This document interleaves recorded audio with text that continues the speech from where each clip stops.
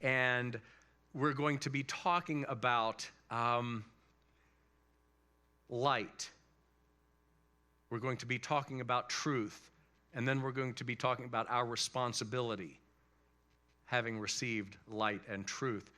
So I would like you to pray a little prayer with me.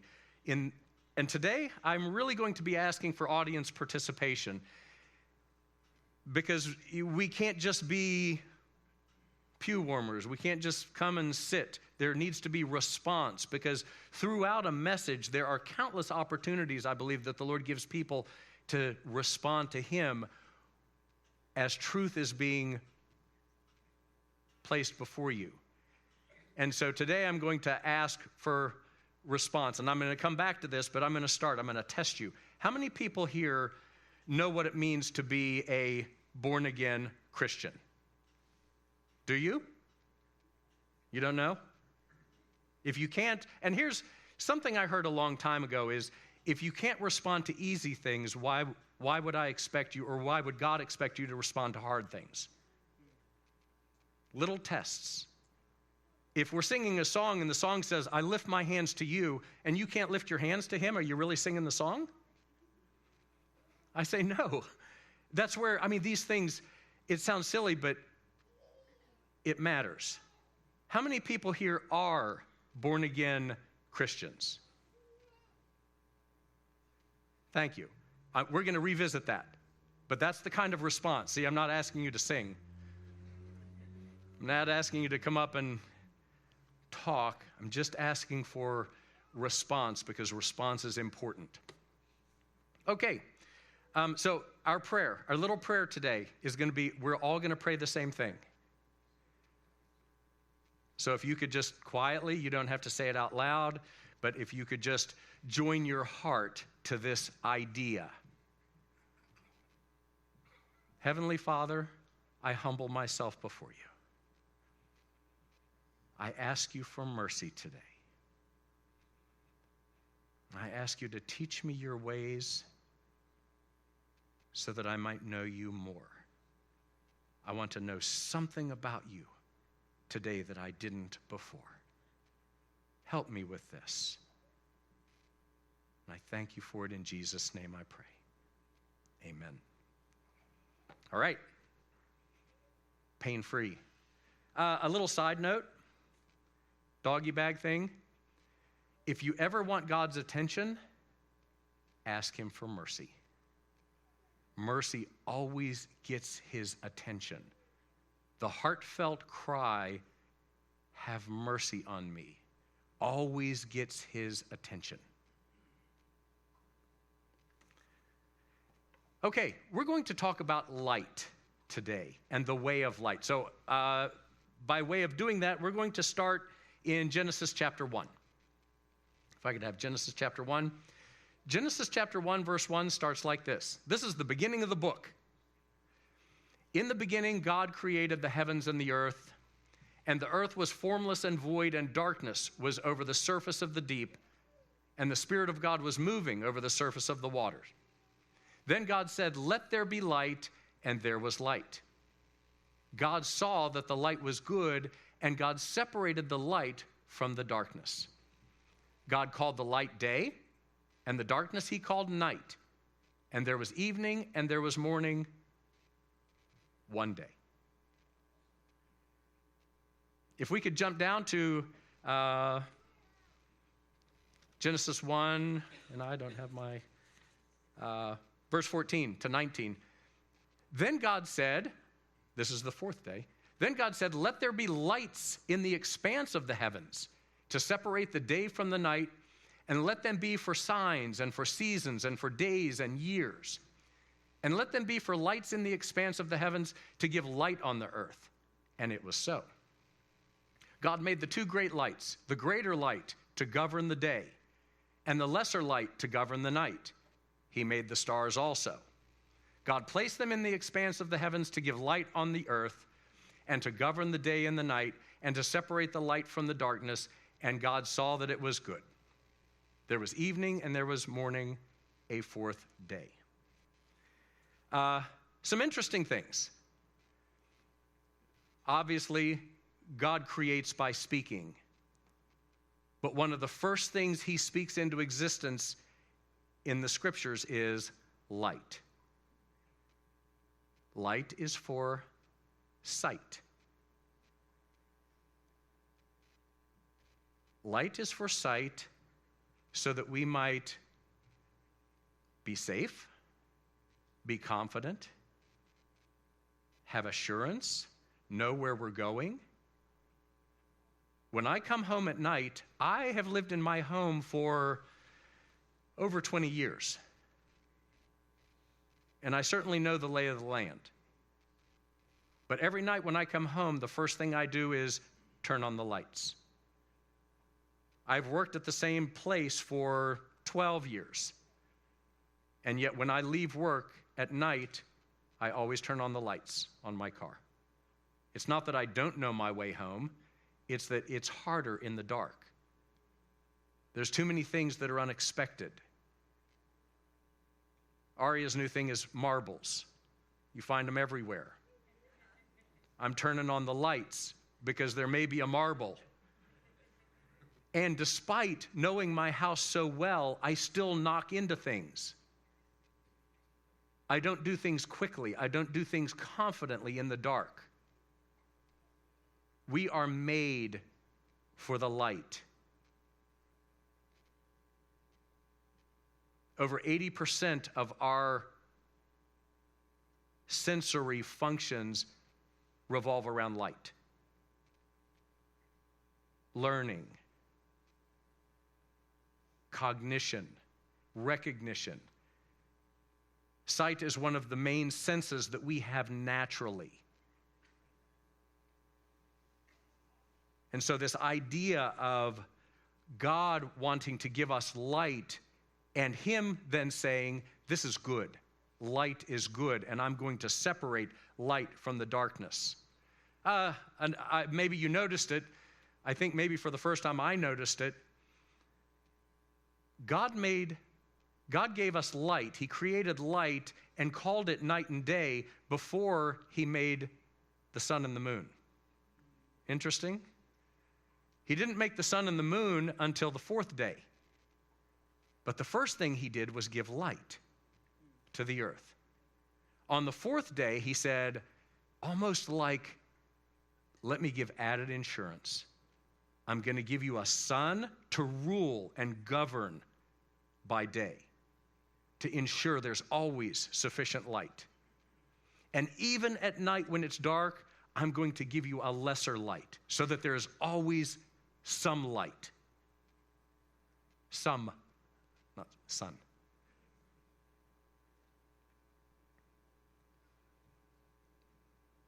These things, I think, are very interesting. And in God, there's always a parallel between the natural and the spiritual. So light is for sight. And throughout the scriptures, we have this idea of this contrast between light and dark. And the comparison is all often light is good, dark is bad. Light is good, dark is evil. Following me so far? So that throughout the scriptures we can find Jesus saying, I don't want you to walk in darkness. And it doesn't mean he doesn't want you to walk around at night. It meant he didn't want you to be spiritually dark or to walk in evil.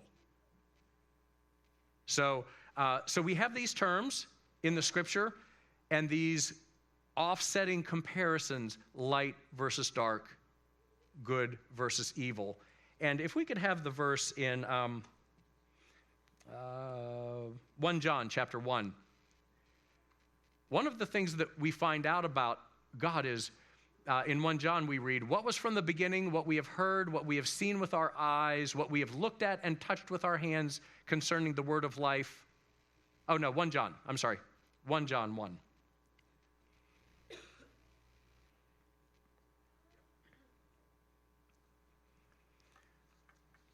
John 1 verse 5 says this, this is the message we have heard from him and announced to you, that God is light, and in him there is no darkness at all. Light includes openness, there for all to see. There is nothing hidden. So with this as our premise, I would like us to go to Genesis chapter 3.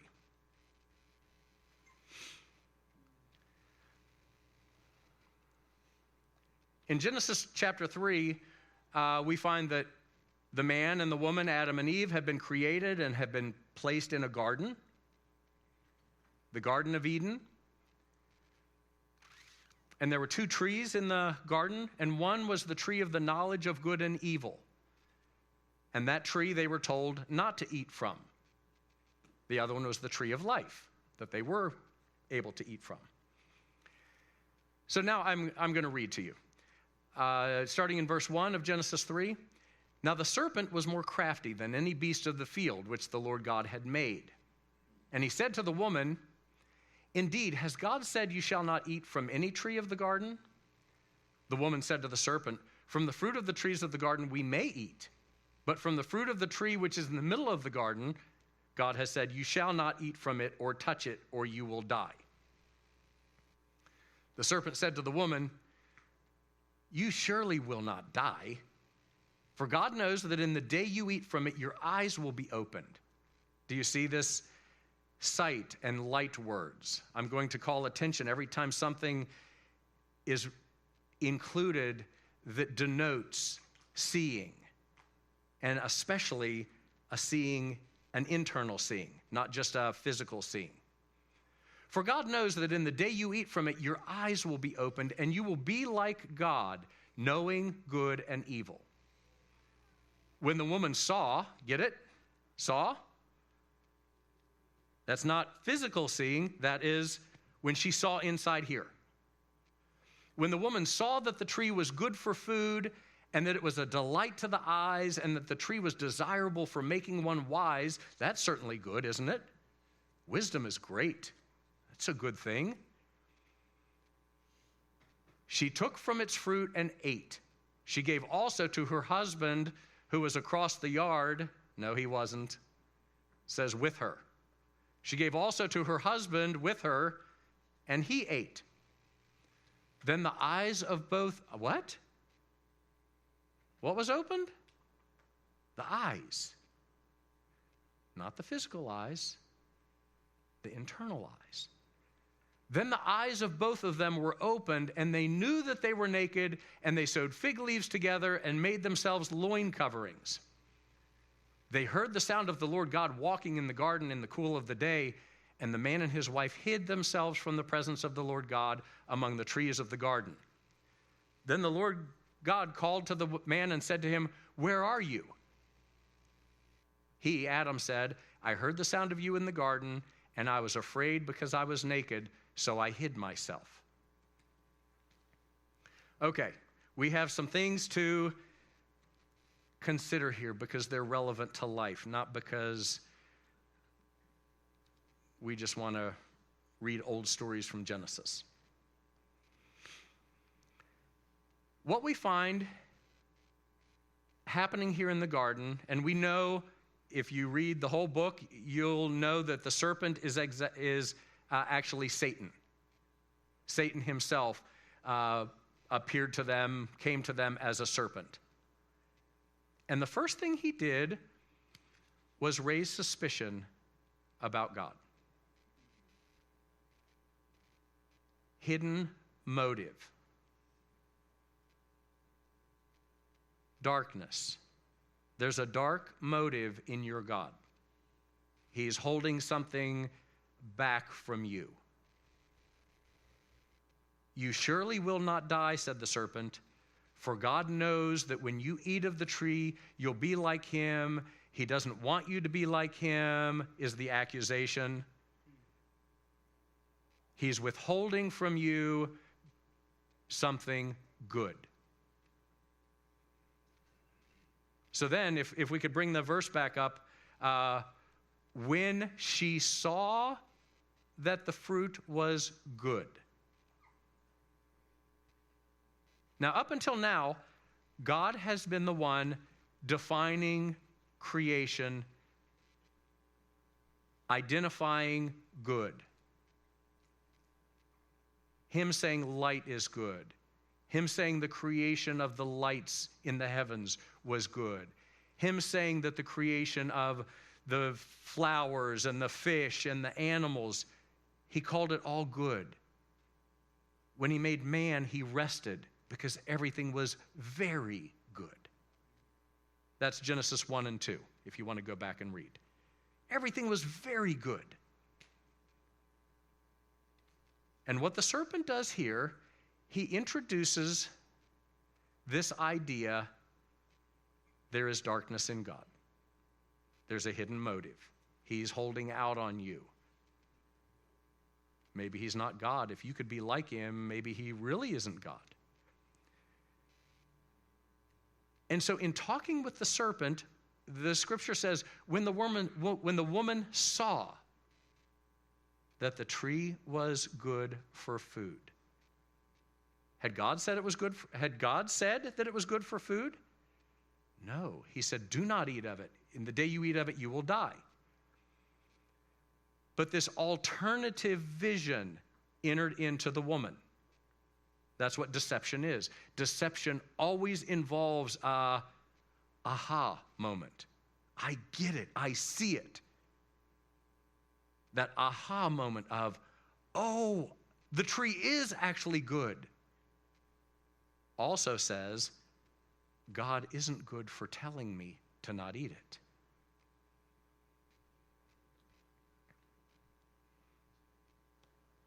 She took from the fruit and ate. She gave also to her husband with her, and he ate.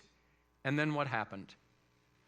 Then the eyes of both of them were opened, and they knew they were naked. And they sewed fig leaves together and made themselves loin coverings. Just to describe what has happened, up until this point, their vision was clear. The things that God was calling good and evil were defined by them for God. And actually, Genesis chapter 2, the last verse says, and the man and the woman were naked and were unashamed. One of the first things that happens upon them wanting to venture out and decide for themselves what's good and evil, eating of the fruit, one of the first things they did was they called something that God called good, they called evil. So one of the first things we find is that their eyes, their vision was skewed. It was off. Now, I want to revisit Judah's water bottle.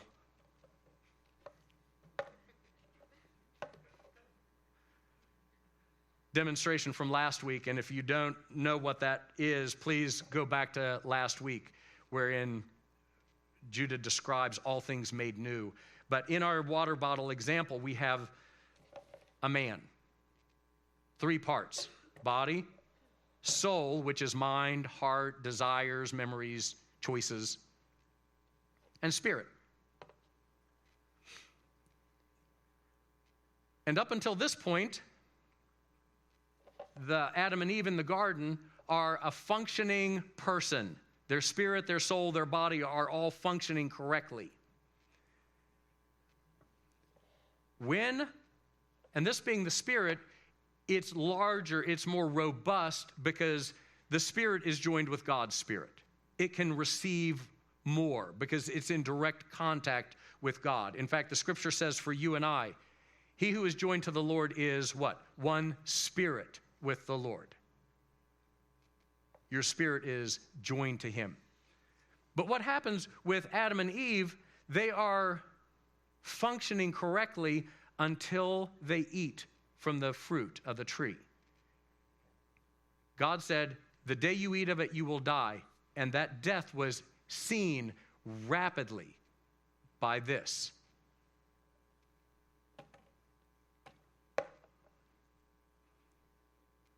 The cutting off, the separating, the dying. The word in Hebrew, the word death means separated.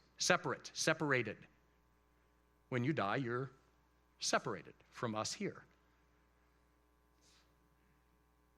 This separation was immediately evident in what they saw and what they knew. Their vision was cut off. The first thing that died was their ability to see things correctly. And they immediately began almost like skewed or fuzzy vision or seeing everything off. No longer having the resource of their spirit, their soul became the decider, and they became the arbiter of good and evil. And immediately, one of the first things they did is they judged, oh my gosh, look at us. We're naked. They once were naked and unashamed. For how long did they go on like that? I don't know, but for a while.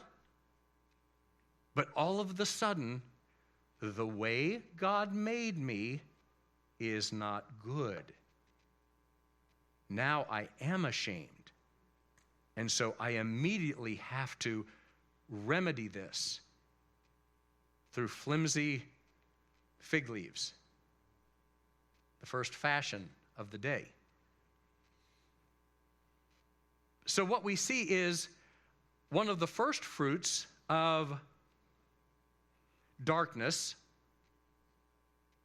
internal darkness, no longer being able to see in agreement with God, is they saw something about themselves.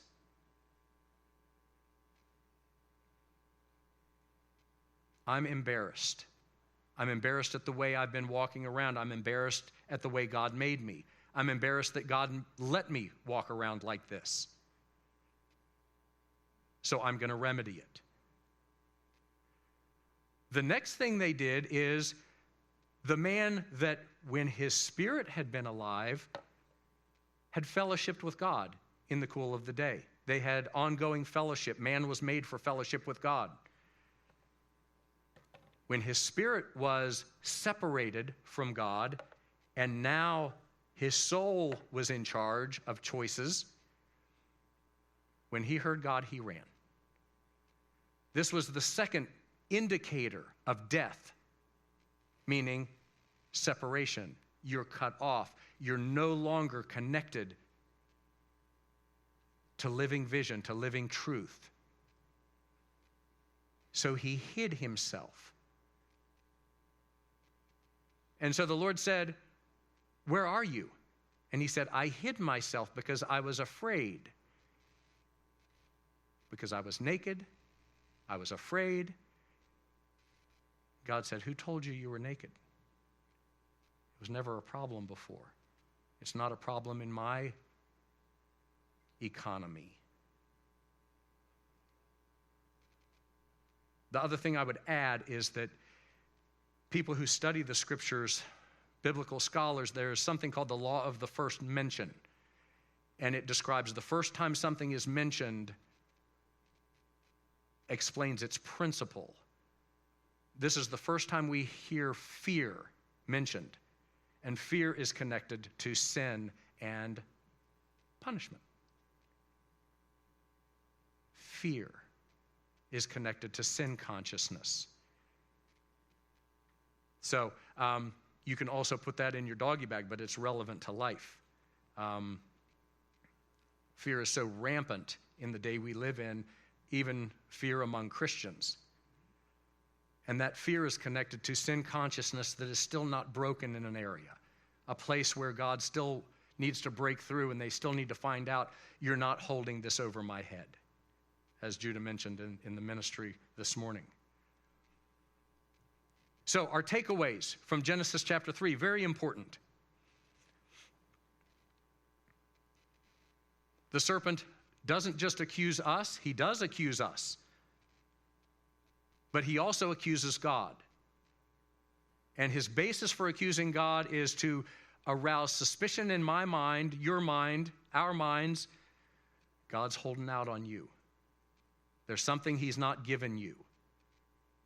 Because he knows there's some kind of dark motive. He just wants to hang you over the fire a little bit more, but then he'll pull you out. But he just wants your toes, Josh, just to get a little bit warm. There's some kind of dark motive. The second thing he wants to arouse is this idea of, I want to choose what's good and evil.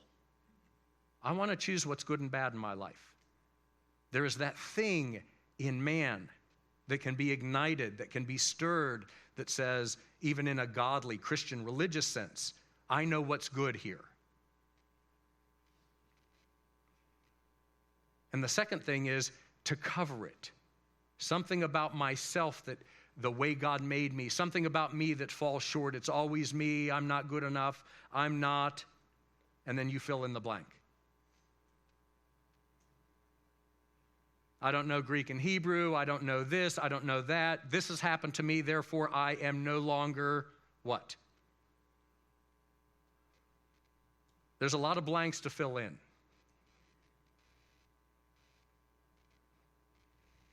This happened to me, so this is now who I am. Or I've seen this, like some revelation, and now I understand God didn't make me right. He didn't watch over me well enough. Why did God make me the way he made me? And you, again, fill in the blank. And from that point in the garden, mankind plummeted. And we see a whole history of what different people will yield to with a darkened spirit, only ruling by mind and body, only doing what seems right to them.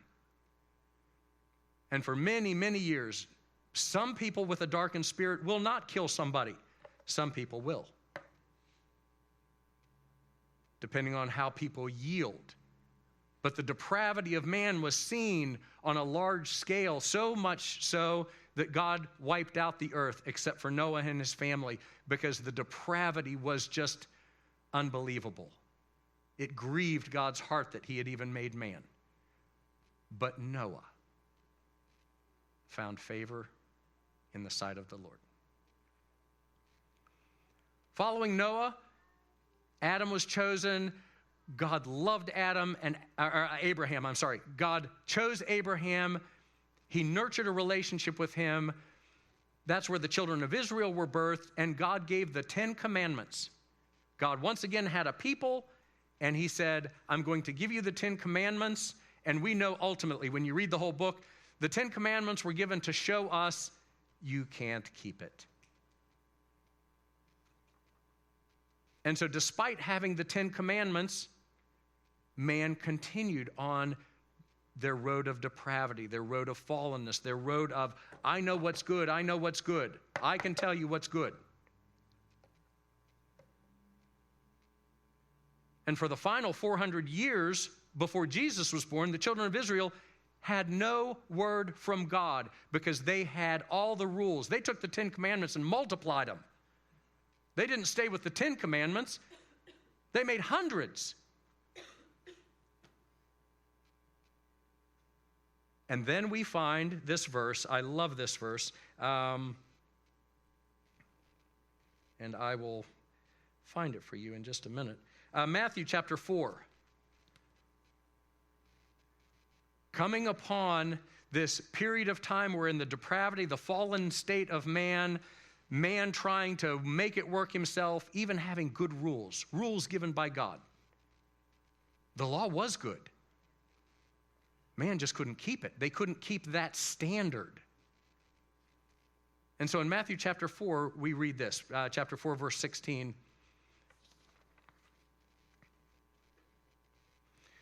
The people who were sitting in darkness saw a great light, and those who were sitting in the land and shadow of death, upon them a light dawned.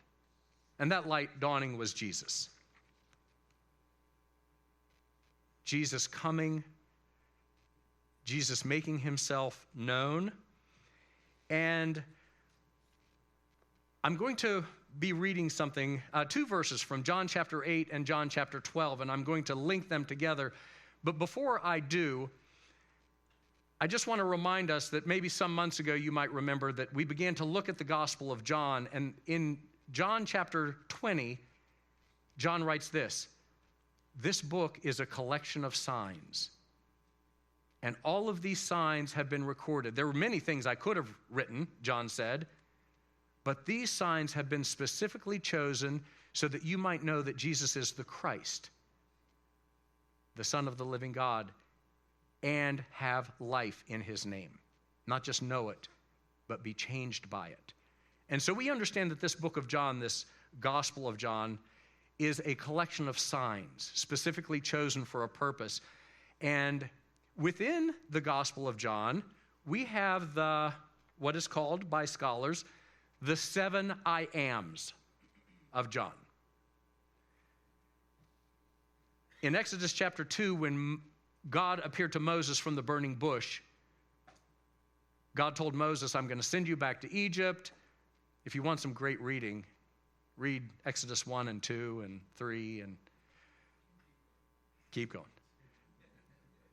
But what we find is Moses was running. He had killed a man. He was hiding, working for his father-in-law, and God appeared to him from a burning bush. And this meeting culminated with God saying, "This is my name. I am the great I am." The name is called Yahweh. In short, we say God's name is I am. I am what you need me to be. I am who I said I am. I am. I exist. I live. All of these things are included in this idea of the name Yahweh. And then God told Moses, "This is my memorial name forever. This name will never change. I'm always going to be the I am. My name is always going to be Yahweh. Old Testament, New Testament, forever. This is my memorial name." So, in the Gospel of John, these 7 I ams are significant because there are places where Jesus is revealing himself to be, I am that person. I am the I am. And this is a part of the I am that maybe you haven't seen yet. I am the bread of life. I am the light of the world. I am the door of the sheep. I am the good shepherd. I am the resurrection and the life. I am the way, the truth, and the life. And I am the vine. The 7 I ams. And I say this so that we might get used to going home and digging and chewing and eating and saying, I want to get to the bottom of this. This caught my attention. This is how Holy Spirit leads us. But in John chapter 8, Jesus said something specifically. Then Jesus again spoke to them saying, I am. Here's one of the great I ams. This is him declaring something about himself. It's not just what he does, it's who he is. This is who I am. That's different. Some of you in this room are moms. It's not what you do. It's who you are. Some of you people in this room are husbands.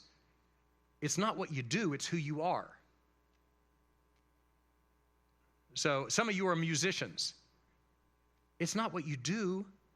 If you weren't getting paid, and so many of us don't, it's still what we do. I can't stop it. And so these I ams that Jesus is revealing are things that are unchanging, things that will be the same yesterday, today, now, and forever. This is unchanging. And Jesus said, I am the light of the world. He who follows me will not walk in the darkness, but will have the light of life. Now, in Jesus saying, I am the light of the world. Can we have the first verse, John chapter 8, again, please?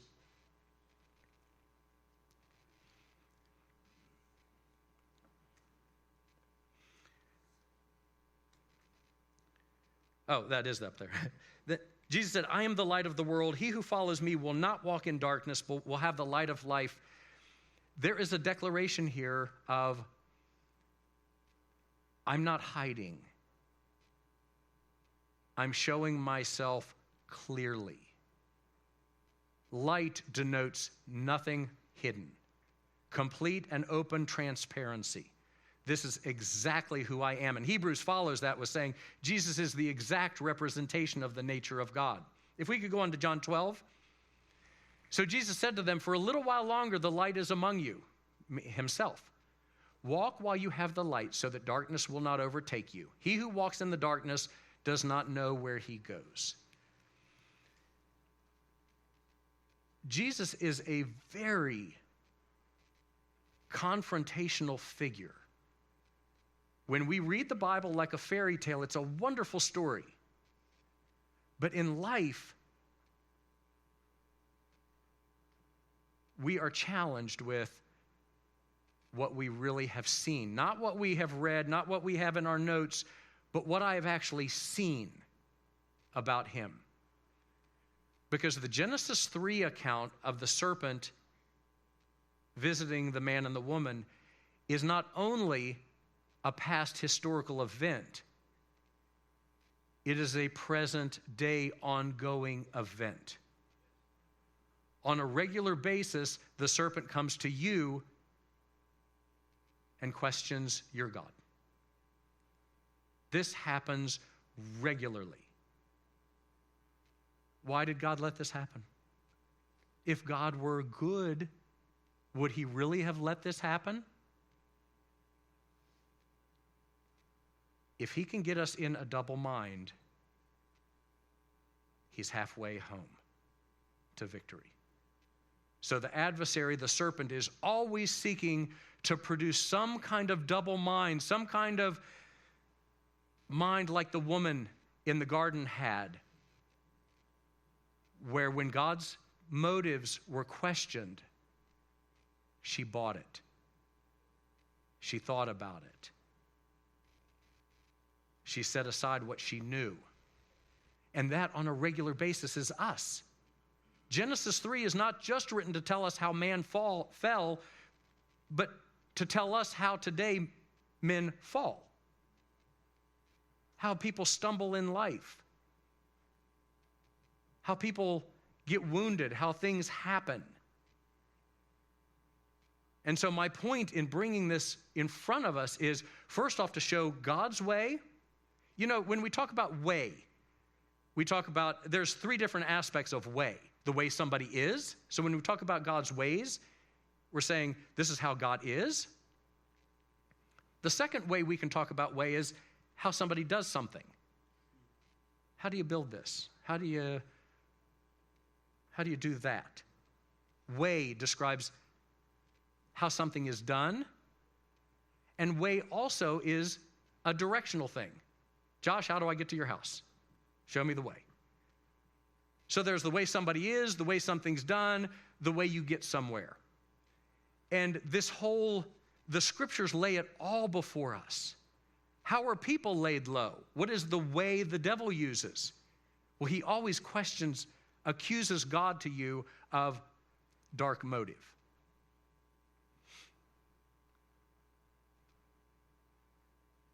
The second thing he accuses is you. Look at you. You're naked. You're weak. You're this. You're that. You're frail. You're the same thing that happened in the garden. The minute their eyes were so-called opened, they saw everything off, everything wrong. Their vision was skewed, and what God called good, they called bad. The temptation is always decide for yourself. And you hear it all the time. My truth, you have your truth, I have my truth. Well, no, there's only one truth, and we're going to get to that next week. But this idea of what's good for me may not be good for you. I worked with juvenile delinquents for over 10 years, and let me tell you, there were some kids that did unspeakable things because it seemed good to them. I worked in the jail for a very brief time, but there were men and women, I didn't work with the women there, but there were men there that did unspeakable things. They had to be put in jail to be kept away from other people and punished because they did something that seemed good to them. regardless of the pain it caused somebody else. This is the danger we walk in this world, in a world that's plummeting, is as long as I only do what's good to me, I have lost the base. I've lost the anchor that God has given us. I've lost the anchor that God has given me. And so once that happens, once that is unsettled, once God might have a hidden motive, once I might view myself as naked and I got to cover myself up, and when I hear God coming, I run away. Don't tell me this doesn't also happen to Christians, because it does. Being a Christian means you set right. But now you're learning how to walk this way. And we still have many places in our mind where this still wants to rule.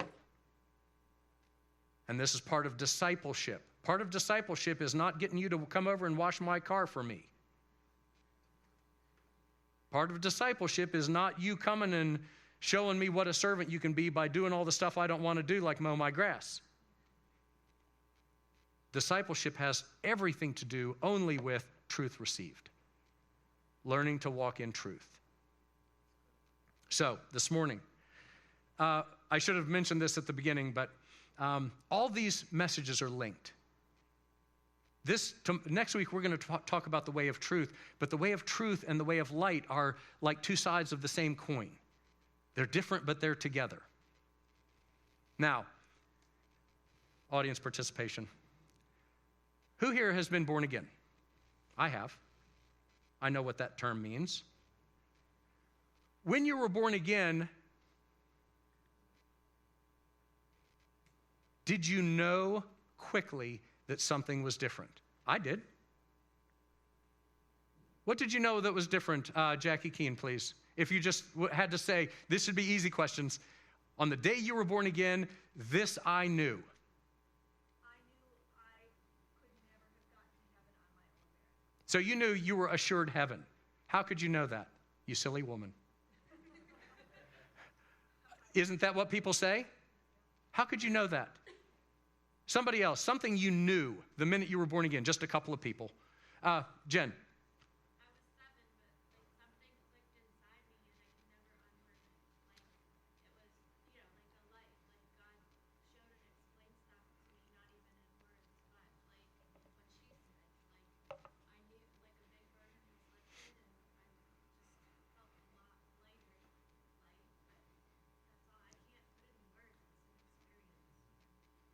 This is what happened. This came alive, and you got your first taste of light. You knew something. I knew I was clean. How? I don't know. I started to work right again. You and I have been made for light, and at your born-again experience, no matter what you might have said, at some point, you were like the newborn babe who came out, and I've had the privilege of seeing both of my children born, and upon both occasions, they were blinking. They came from a place that was dark into a place that was light, and their eyes had to get used to it. And their little eyes were like open, like, I want to see, but this is hard, and that's us. When you were born again, you were perfectly made for light from God. It is how you must function. It is how you are made. You have eyes of your heart, eyes of your spirit. You are made the right way. You can see what you need to see. You aren't lesser. One of the exercise of our Bible study was not so that the learned people might spout all that they know, but that all of us might find out we all can get light when we read the book of Acts. That was intended to be the lesson. This is what I saw. This is what I saw. And we saw evidence of it in our Bible study. People saying, this is what I saw. Excellent. We're now learning to see because we're made for light. And Jesus is God showing himself forth. God not hiding. God saying, here I am. This is exactly how I am. And that is what is challenged on a regular basis. So what I would like us to do, knowing that you're made for light. You have the eyes. You just need to get used to it. The eyes that are connected to God vision, to God's sight, to truth. We just need to get our eyes blinking and adjust. You aren't lesser. You don't need a main guy to show you the way, a main teacher. God has set order in the church, and there are ranks, there are people that have jobs, but you are not disqualified from seeing God. You are made for him. You are made with the right eyes of your heart. But we have an adversary who's continually saying, Jesus isn't that way. Sam, he's not. I'm picking on you today. I don't know why. You're just right there, front and center. We have an adversary saying, Jesus isn't the way he told you, or else this wouldn't have, and you wouldn't be experiencing. So I'm asking you right now, what is your biggest fear that you're facing? I'm not going to ask you to share it with us. We all can't be trusted with sensitive information. And that's just a fact, Jack. What is your fear? Is it physical? Is it emotional? Is it, I've wrecked my life? There's no hope. Is it financial? Whatever it is, we know what it is. We know the things that we don't have victory over yet.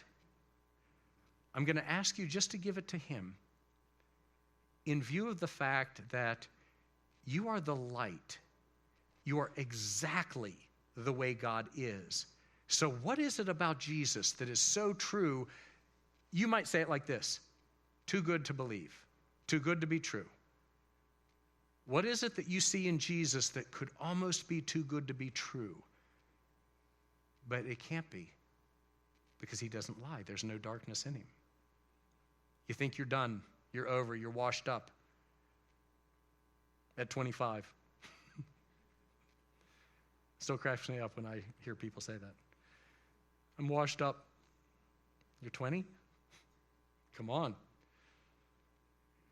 There's a lot of life yet to be lived. But these are things that all need to come under the light of Jesus, who is the light. I'm asking you today, just take that little thing, put it in your hand and say, Jesus, you're my light. I want who you've revealed yourself to be to burn that thing up.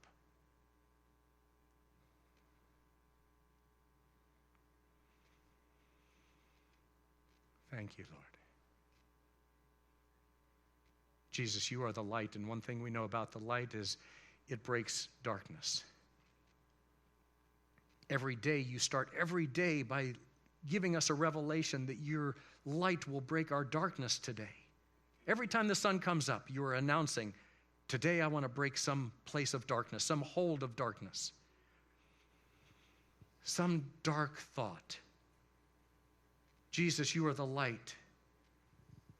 We're asking you to shine on these dark places and break their power. Render them powerless. Expose them for what they are, the lies and the accusations, because we know you are who you said you are. You are the healer. You are the deliverer. You're the one who gives us provision. You are our life.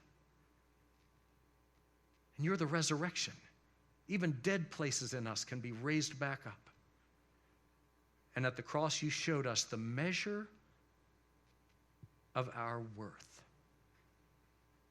You showed us the value you place on each one of us. For that, we give you praise and thanks. Now, Jesus, do what you do. Shine forth. Break chains. Chase away darkness. Expose lies. Father, alert us to these things as we walk through our week as well. Places where accusation seeks to slip in. And yet we can hold true to you. You indeed are our anchor. We thank you for lighting up our life and causing us to walk in new life. For that we thank you. In Jesus' name we pray. Amen.